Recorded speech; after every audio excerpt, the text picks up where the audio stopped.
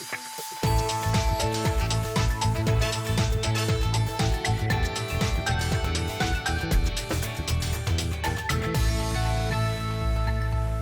wordt joen, een pittige uitsturing. Zo zullen we de Thaise keuken proeven. En de stoom komt, ruit spanning als wat de eren uit. En hoe er uitstiet prutsen, een spraakmoitjend rapport hoe de afvaloven in Haas. En collega Miranda Werkman, die de rek op de voet volgt, praat dus bij. Goejoen, dit is Bient. Het is mogelijk dat bij een storing in de rek in Haas mensen in de buurt evacueerd worden moeten.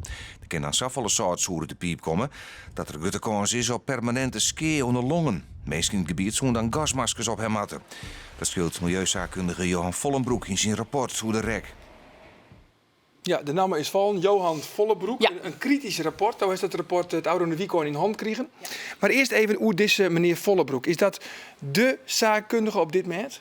Ja, dat is zeker de zaakkundige op het merk van afvalovens. Hij wordt vaak in hier door gemeentes en provincies om advies vragen als het gaat om afvalovens. Hij kiest ik al hier dat ik een soort onderzoek naar afvalovens ik in Oost-Europa. Met een heel soort van uitstiet, met een heel soort van de milieuwetjouwing. En hij is daarvoor van zijn werk zelfs ridder in de Orde van Oranje Nassau. Dus het is wel de man die je een soort van wit. Ja, en als hij dat zegt, dan is het meer als alleen nog een stien in het wetter. Wat is nou de status van dit rapport? De status van dit rapport is dat er hoe praat is in de begeleidingsgroep. Dat is de groep die de gemeente en de provincie adviseert. Daar zit Johan Vollenbroek in. De bedoeling weer om adviezen te komen hoe zij aan die luchtkwaliteitsonderzoeken dwaamatten. Die luchtkwaliteitsonderzoeken beneden om de onrust bij de bevolking waar te nemen. Daar is het ooit voor bedoeld. Maar er komt dan die verhegen dioxine-uitstoot in oktober. Komt erbij. In december komt dat naar boeten. In januari wordt dat bevestigen. En Johan Vollenbroek die is daar indoken. Abel Arkenbout, toxicoloog, die ik in die groep zit. Jeder ik al. En die komt nou maar een soort van analyse wat er eigenlijk misgit bij de rek Neves Vollenbroek. En dat is de status van dit rapport. Dus ik bepraat, het zoek ik hier op een bier worden. Maar hij zei, ja, dat wordt mij te lang. Ja, want hij had het zelf thuis, Stuart. Ja. Hij heeft het net gekregen van de gemeente of van de provincie. Nee, dat is wel opmerkelijk, toch? Ik hier er wel om vregen, want ik wist dat is een notitie de loi. Hij zei, ik vind het net iets om die nou te sturen. Ik wil eerst de rek en de provincie en de FUMO kans aan om te reageren. Nou, dat hebben ze dient. Ze hadden net volle inhoudelijke zijn.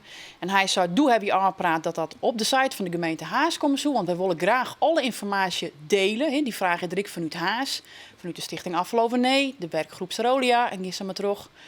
Hij zei, ja, dat wordt mij te lang. Ik viel die urgentie, dus ja, het is hier op een bier bij deze. En het is een dik rapport? 30 zien, ja. 30 kansjes.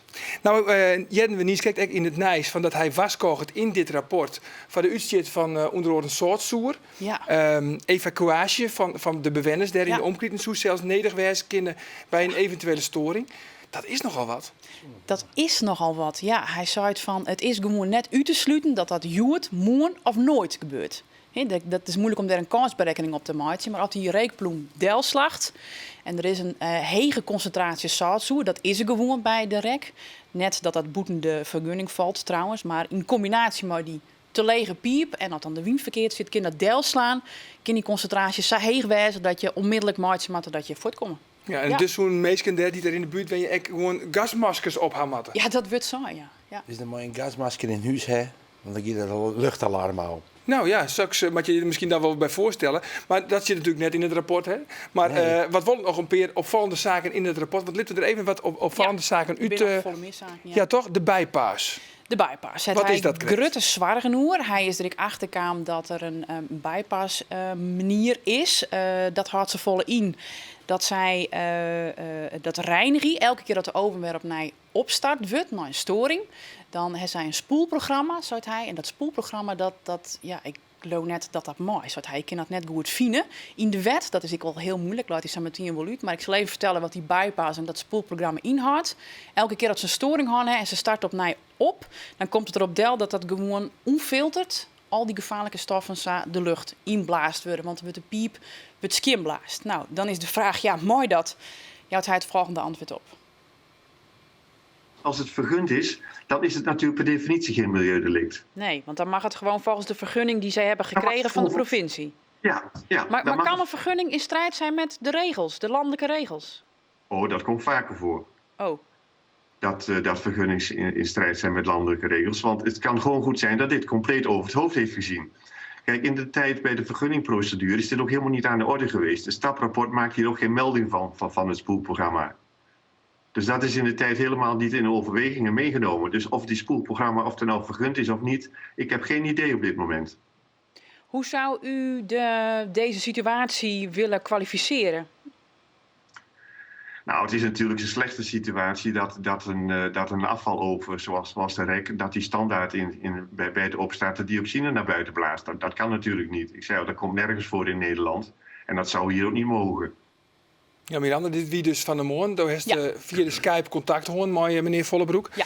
Maar dit is dus eigenlijk een hele onduidelijke situatie. Ja, dat klopt. Ja. En dan krijgt hij zelf dus ik geen duidelijkheid over van of het nou wel of net maar dat het in strijd is met de landelijke wetgeving. Maar elke keer bij de opstart dioxine naar boeten blazen, dat mag gewoon net. En dan schroot Vollebroek in zijn rapport ook nog hoe de nieuwe meetapparatuur. Ja, nou, de meetapparatuur die er is, al 4 jaar, daar het de provincie Vlienwieken ik omrin oer op de vingers stikken. Ze krijgen 2 maanden de tijd om die meetapparatuur te verbeteren. Het houdt in dat er al 4 jaar lang meetapparatuur is die het net meet als er een storing is. He, dat zou die meetapparatuur zou dat wel dwammatten, maar dat kan net. En hij zei het, ik kan me net indenken dat in al die 4 jaar dat er controleerd is, dat er bedrijven binnenstappen om jaarlijkse inspecties uit te vieren, dat geen ien dat zien het. En dat brengt hem dan op de volgende vraag. En sterker nog, je kunt dan ook vraagtekens zetten bij de kalibratie van die meetapparatuur. Want om het jaar komt er een onafhankelijk instituut, komt bij de REK de meetapparatuur kalibreren, zoals dat heet. Dus testen of het goed werkt, op het meetbereik, nauwkeurigheid, et cetera, et cetera. En ik vind het toch wel hoogst merkwaardig dat bedrijf wat die kalibraties komt doen, dat die dan nooit ontdekt zou hebben dat die meetapparatuur op de verkeerde plek zit. U zegt eigenlijk kan ik dat niet geloven dat ze dat niet hebben ontdekt. Nou, ik weet het niet. Ik ken die calibratierapporten niet. Ik heb ze wel opgevraagd, maar ik heb ze nog niet gekregen. Ja, en de REK zei toch eigenlijk altijd heel open te wezen over alle gegevens. En dat ze eigenlijk alle storings van de REK melden op de site van de provincie. Maar Vollebroek zei dus van net. Nee, hij zei het, dat is een wassen neus. Die meldings op de site van de provincie, die kun je eigenlijk beter maar mee ophouden. Dat is meer verhullend dan onthullend. En dan citeer ik hem. Hij zei het bijgelijks maar die enorme storing op 1 en 2 oktober. Daar vind je een lietse melding van waarom in het storingsrapport. Hij zei het, ja, dat hien ze gelijk melden matten, bij de burgemeester, of in elk geval bij het FUMO, en die dan de burgemeester op een hechte Ja, maar dat brengen FUMO, matten. dat is toch de controledienst. Dat is steeds maar de instantie die in de provincie de REK in de gaten houden. Ja. Wat? Ja, dat klopt. En hij zei het van, het lijkt wel of de FUMO een aversie heeft om te handhaven. Dat zijn hele pittige uitspraken die hij daar doet. FUMO is bepaald niet actief en lijkt wel of men daar gewoon niet wil gaan handhaven. Want waarom zou men dan niet eerder zijn gaan handhaven? Dat had toch al de eerste week van oktober kunnen gebeuren? Dat is Waarom toch is wel dat wat niet u gebeurd? nu zegt, hè? Ja, maar waarom is dat niet gebeurd? Daar Wat heb ik nog. denkt u? Nou nee, maar dat is heel helder. Van FUMO is kennelijk pas wakker geworden. Dus toen half december die hoge dioxine-emissies kwamen. En toen hebben we ook nog... Suggereert u daarmee dat zij niet willen handhaven of dat ze niet... Dat weet ik niet. Dat is voor mij onduidelijk. Maar het is een kwestie van niet willen of niet kunnen. Het kan ook zijn dat de kennis ontbreekt of dat men onvoldoende aandacht besteedt aan het bedrijf. Dus er kunnen een heleboel oorzaken voor zijn. Ik weet niet welke oorzaak hier nou een doorslaggevende rol heeft gespeeld. En waarschijnlijk is het ook een combinatie van factoren. Hey, je staat eigenlijk met de eer te klapperen in, hè, had je dit al jaren. Ja, Nou hebben we dit rapport, dit kritische rapport van de heer Vollebroek, hebben we vallen aan de provincie, maar die wil net reageren.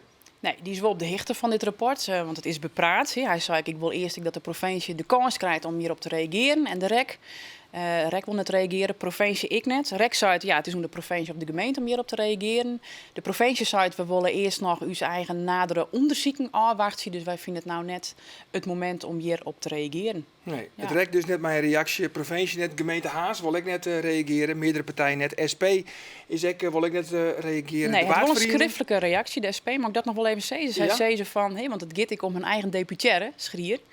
Zij zei ze van, de SP vindt het een goede zaak dat Vollebroek zorgwekkende zaken aan het licht brengt. Zaken die zorgwekkend zijn moeten opgelost worden wat de SP betreft. We gaan ervan uit dat er als er gevaar is voor de volksgezondheid de provincie hier direct adequaat op reageert. Dit heeft de gedeputeerde meerdere malen bevestigd. Zij willen net onderskomen in de studio. Zij zei ze van, ja, daarvoor hebben wij op dit moment net genoeg kennis om daar adequaat op te reageren. Ja, iemand die het wil reageren wil, dat is Retse van der Honing van GreenLinks. Ik heb even in de Sjen. Nou, om te zeggen dat we er verschrokken zijn is net echt. We hier het eerlijk zijn wel verwachten. Maar het is wel heel erg duidelijk en heel pijnlijk zijn wat er bij de rek aan de hand is. Dat ik echt opschutten moet met maatregels om ervoor te zorgen dat een onveilige situatie die er is, dat we die teniet doen. Maar dan zeg je, wie willen informatie net alle informatie komt heel makkelijk naar boeten. Nee, dat constateert Vollebroek ik. Dat al die informatie gebrekkig is die naar buiten komt. Of het doogt net, of het is zelfs misleidend, zei hij erbij. Nou, dat heb ik mij redelijk wat herhaling hebben dat vaststellen met dat gebeurt. En dat betekent dat wij geen vertrouwen meer hebben in de informatie die de REC zelf naar buiten brengt. Want we hebben te vaak vaststellen met dat het ondeugdelijke informatie is of dat het net compleet is. En iedereen die er wat van voelt, die is eigenlijk een beetje, die zeurt of die doogt net helemaal. En nou blijkt weer op mij dat die informatie net klopt. En dat moet echt heel snel ouder wezen. Ja, dat zei het Retse van der Honing. Wat vies je hiervan? Dit ligt wel een soapruitje, wat je dit al jaren. Ja, ik heb gelukkig meer verstand van biefstuk en wien. En oorovens. En oorovens. Ja, dreig. Ik vind echt, maar ik heb er iets van, we leven in een hele moderne tijd. Alle dingen moeten toch goed te beveiligen wezen. Ik bedoel, er wordt altijd een praten over, net als ik daarvoor ben, maar over kerncentrales en dat soort dingen. Daar zit ik gevaarlijke zaken in. Nou, dat weten we hier, dat hier natuurlijk ik is. Het maakt goed te beveiligen wezen, toch? Ja, daar moet dan op geïnvesteerd worden. Ja, dat is, want kun je nou inschatten wat de gevolgen nou wezen zullen van dit rapport? Nou ja, dat vind ik heel moeilijk. Ik ben heel benieuwd wat de politiek hiermee doet, want die is ontzet. Ik heb Vollebroek vragen van, is er nog een instantie die hier boven zit een keer? Want blijkbaar hoe we van de provincie als handhaver en de FUMO net een soort te verwacht zijn, nevens deze notitie. Ja, dat hoe dan de inspectie van het ministerie wijzen. Dat we nog een optie wijzen. De conclusie van Vollebroek is in elk geval zo gauw mogelijk die piep omheen. Want dan ben je die dioxine-uitstoot kwijt. We weten nou net hoe vaak dat gebeurt en hoe volle, maar vol dat het gebeurt. Dioxine is een kankerverwekkende stof. En dat is nou internationaal van zijn, dat moeten we reduceren tot 0. Nou, dat gebeurt je dus net als enige oven in Nederland.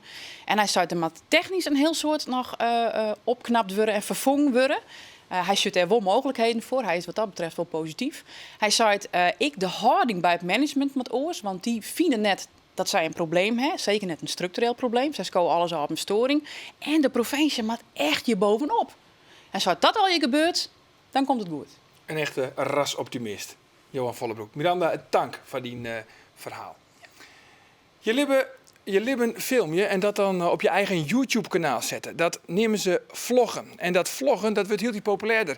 En wat het goed doet, ja, die kinderen ook nog zien yield mij verzien. Deze week stellen we 4 vloggers aan je voor. Hallo mensen en welkom terug bij een nieuwe Dreadout aflevering hier op mijn kanaal. Ik ben Melvin en wij gaan vandaag het einde spelen van Dreadout. Dit is de allerlaatste aflevering. Ik ben Melvin, beter bekend als Altijd Melvin op het internet en ik upload gaming video's op YouTube. Ik ben zelf 19 jaar jong, ik kom uit Friesland, Jouren en ik vermaak me iedere dag op het internet. Wanneer ben je begonnen? Dit account is gemaakt op 16 mei 2013. Wat? Ik had eerst een ander kanaal met vrienden. Toen heb ik 50 abonnees gekregen op dit nieuwe kanaal. Toen heb ik meegedaan aan een competitie. Dat was van Milan Knol van Dagelijks HD. Dat is een groot gamekanaal in Nederland. Oh, slimme man. En dat is dus, heb ik gewonnen met nog iemand. En sindsdien upload ik op dat kanaal. Hoeveel views, hoeveel reacties, hoeveel likes is op die video krijgen, is echt gewoon... Dat heeft echt het balletje laten rollen dat ik nu dus op dit aantal zit met subscribers. Als ik opsta, ik ga natuurlijk eens ontbijten. En ik ben iemand die heel veel in de ochtend opneemt en in de middag gewoon meestal edit. Dus ik neem in de ochtend 1 of 2 video's op. Ik leef ook heel veel met de dag, dus ik neem meestal een video op en die komt nog in de avond online. Soms werk ik 1 dag vooruit of 2 dagen, maar eigenlijk meer niet. Ik probeer gewoon zoveel mogelijk mezelf te zijn in mijn video's. En natuurlijk, praten is heel belangrijk in video's. En dat leer je ook jezelf aan in de loop van de tijd. Maar echt een succes, ja, misschien een beetje mijn droge humor. Ja, Flappy Bird op mijn kanaal. Wie had dat nou verwacht? En ik denk dat dat ook wel het eerste is wat mensen zouden noemen van... Wat heeft Auto Melvin? Oh ja, droge humor. Van een Flappy Bird op je mobiel naar Flappy Bird met een debiel. Ik leef me helemaal in het spel en ik schrik echt me kapot om het zo te zeggen. Ja, dat heb ik voornamelijk bij horror. Eigenlijk leef ik mij in alle spellen. Maar bij horror is het echt dat ik, nou ja, echt het uitschreeuw als ik echt schrik. En dat is niet gespeeld en dat weten mensen van mij dat het niet gespeeld is. Je hebt soms kanalen, daar kan je zien dat ze het spelen. Niet dat ik die ken, maar ik heb het wel eens gehoord. Maar ik schrik echt gewoon, het is gewoon een natuurlijke reactie bij mij. Ik verdien praktisch genoeg om het als baan te kunnen nemen, ja. Maar ik merk wel aan mezelf dat ik er toch iets naast zou willen doen. Dus ik ben van plan om wel een studie te gaan volgen. Maar dit blijf ik wel zo lang doen, zolang ik er plezier in heb. Dan heb ik nog maar één zeg tegen jullie en dat is... Doei mensen! Ja, mooi. Ja, altijd Melvin. Ja, dat we hier te krijgen doen. Je vreeg je altijd al, waar volg je dit dan, hè? Ja, ik heb geen idee. Donet in Ik dat heb geen geval. idee. Ik net, nee. Nee. Nou roept het je in de studio al heel lang heel erg lekker. Hè? En dat heeft zelfs alles te krijgen met de rubriek De Vraatkeuken van Reitse. Ja, want daar heeft de Thaise keuken kennen leert. Ja. En deze dame komt uit Harlingen. Welke dame? Deze Thaise dame die Ja. dit maken heeft. Ja, oké. En zij heeft mij een liedstipje van de sluier van de Thaise keuken zien litten. Ja. En ja, ze heeft een hele moeilijke naam, maar we nemen haar Amy. Amy. Ja. Amy uit Haas. Amy uit Haas. Hey, en van de Thaise keuken, wat is daar zo bijzonder? Want wat is er zo bijzonder om de Thaise keuken? Nou, puur. Ze gebruiken geen zout. Ze gebruiken eigenlijk visbouillon of vissaus eigenlijk. Dat is de vervanging van zout. Het is pittig, maar als dit is, dan zit een randje pittig iets omheen. En het is heel riek. Ja, en heel Bourgondisch. Geweldig. En die mensen zijn gastvrij. Het is fantastisch. Ja. Is het heel zoen? Wat zei je? Is het heel zoen? Ja, nou ja, heel soort groenten, hè.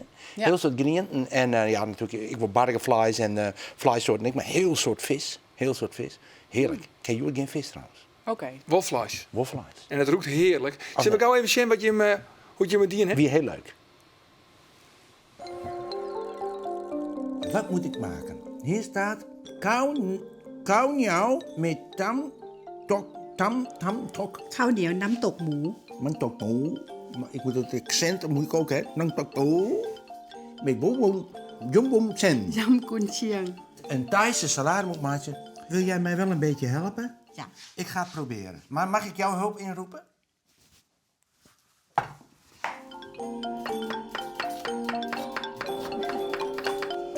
In Thailand eten 3 keer warm op een dag. En ja, in Nederland alleen avond of 12 uur. Ja. En altijd in Thailand, in de straat, kan altijd eten. Mag ik wat vragen? Mag ik het eerst ook snijden en dan... Mag niet. Mag niet? Nee. Want het moet zo nu de soja erop. Maar niet eerst snijden. Nee.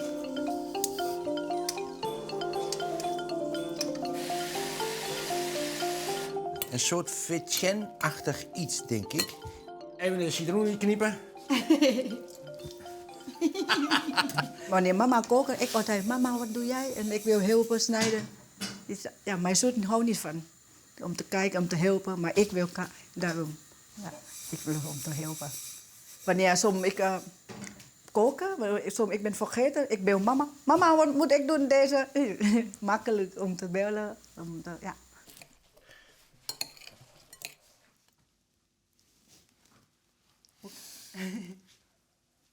Oh, hot. Hot.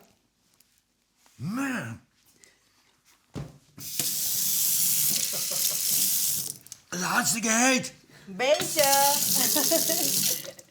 Nee. Dit is veel te veel peper. Nee, nou, voor mij, ik doe altijd 4, 5 peper. Oké. Ik vind het heel heet, heel erg heet. Heel erg heet, heel erg heet. Lekker eten. En wat zeggen jullie? Alloy, alloy. Alloy, alloy. Hé, de boer. maak je de tafel maar om, want wij zetten de hele tafel vol in de studio. ยินดีค่ะ Enkel kan. Dat was ik. Ja. Nou, heerlijk. En het zit nou Hier stiert het. op tafel. Hè? Het zit prachtig. Wat zit je in? Dit is die kleefrijst. Ja. Ja, ik weet de naam niet meer. Ik heet mijn jong tak mo. En we eten met de vingers? Ja, iets met de hand. Dit is gewoon kneden, zeg maar. Ja. En dan, hier zit een heel soort knoflook in. En In die baltjes. ja, meestal maar een furkje, maar het is echt lekker, hè? Maar het is dus heel erg pittig. Of valt het mooi? Nou, ik doe iets heel fouts. Wat dan? Je mag geen water drinken. Geen wetten? Nee. Nee. Oh, we moeten met een hand drinken. Als het heel erg heet is, dan is je me zijn. Neem een schepje suiker. Dat neutraliseert, toch? Dat neutraliseert, een schepje suiker. Of molken, toch? Of molken, maar ja, ik vind molken, nou, ik zou zeggen, maar een pilsje erbij. Dat En mag geen je. suiker Ja. en geen bier op tafel. Dus Nee, succes. dus wat dat betreft. Maar we hebben nog een beetje, maar het is echt heerlijk. Ik vind het heerlijk. En wist wat het is? Het is zo gezellig. Ik het bedoel, is een soort, een beetje gezellig met elkaar. En dat doen ze daar, hè. Gewoon lekker, maar als je al de hele families bij elkaar. Wat ben wij toch, ik harken.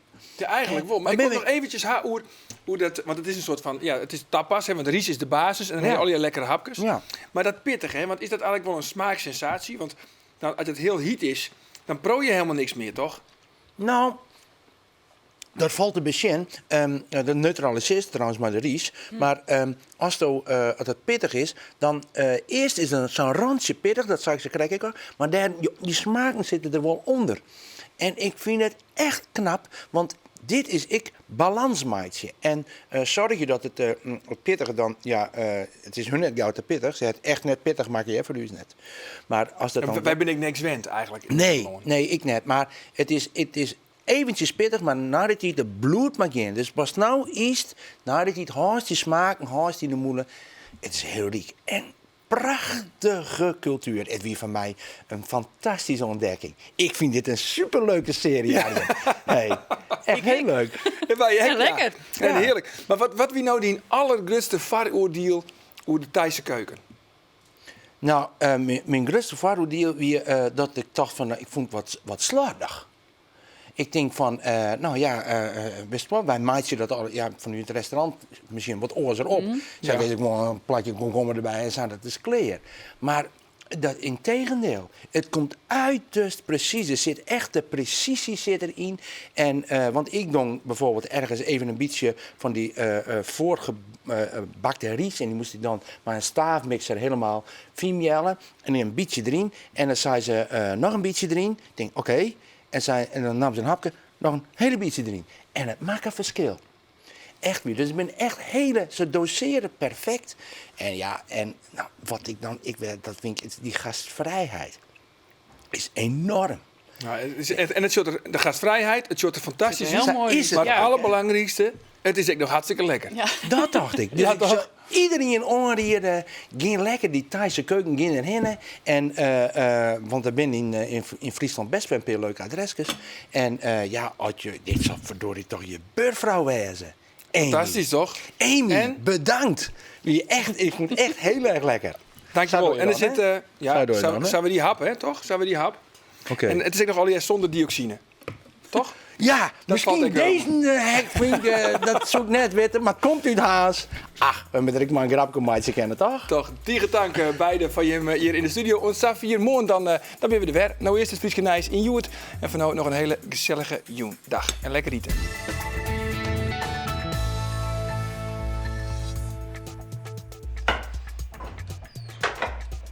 Er zit ook niet vol in. Ja, daar ben ik weer. Ben bij Jim de winkels iepen op snijn? Of vies dat ze dan dicht blijven matten? Dat is morgen de discussie in Bient.